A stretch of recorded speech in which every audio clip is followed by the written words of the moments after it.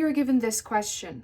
2 and the surd of 7 plus 2 multiplied by 3 and the surd of 7 minus 1. Well, firstly, we would take the first term from the first bracket and multiply it by the second bracket. So it would be 2 surd 7 multiplied by 3 surd 7 minus 1. Then I'm going to take the second term from the first bracket and multiply it by the second bracket, which is 2 multiplied by 3 surd 7 minus 1. Now, I'm going to have to look out for the rational numbers. So, the numbers that can be put A all over B, which are integers. So, that'll be 2 and 3. 7 is irrational. The surd of 7 is irrational because non-repeating and never ending. So, 2 multiplied by 3, well, that's 6. And the 2 surds of 7 must be multiplied, so that's the surd of 49. Now I'm going to take 2 and the surd of 7, multiply it by minus 1. Minus 1 is a rational number, so it will be multiplied by the 2. So that's minus 2, and then I'll have to include the surd of 7. Then 2, rational number, multiplied by 3, rational number.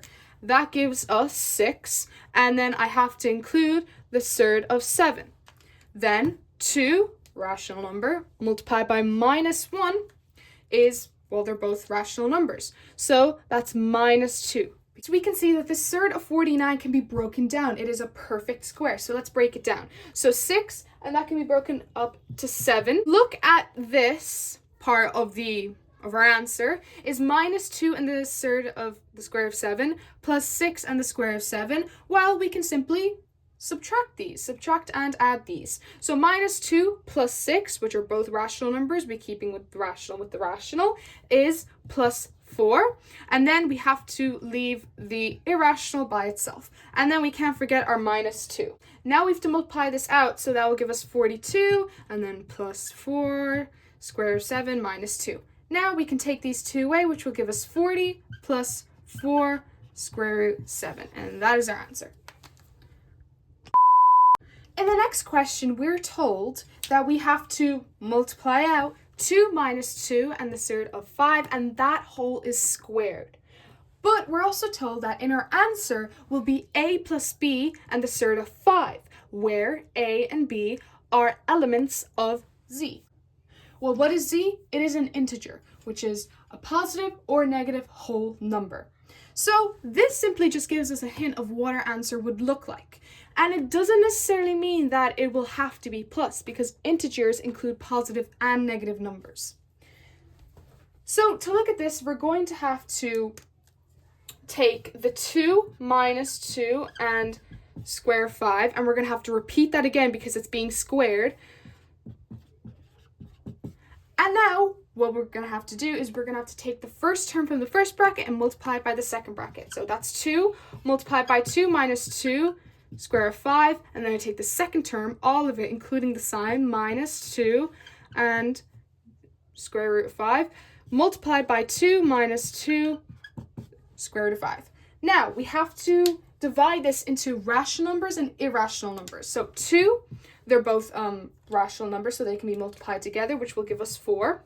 And then 2 multiplied by 2 again, that's rational. 5, the surd of 5, is irrational. So we multiply these two together, which will give us 4 again, but we have to just carry down the 5 because rational and irrational numbers, they cannot be multiplied together. Now, minus 2, square root of 5, multiplied by 2. These two are rational, so they can be multiplied together, which will give us minus 4, and then we'll have to bring down the square of 5. Now, we multiply this by, well, itself, and 2 rational, the 5s are not. So we multiply the 2's, which will give us plus 4, because minus by minus, and the squares of 5 will give us 25. Right there and then we can see that that is a perfect square, and we're going to have to simplify that, which we will. Now, we have to keep the 4, and if we notice that this minus 4 and square root of 5, minus 4 and square root of 5, can be, this goes into the category of multiplying and subtracting surds. So we can do that. We have to separate the rational from the irrational.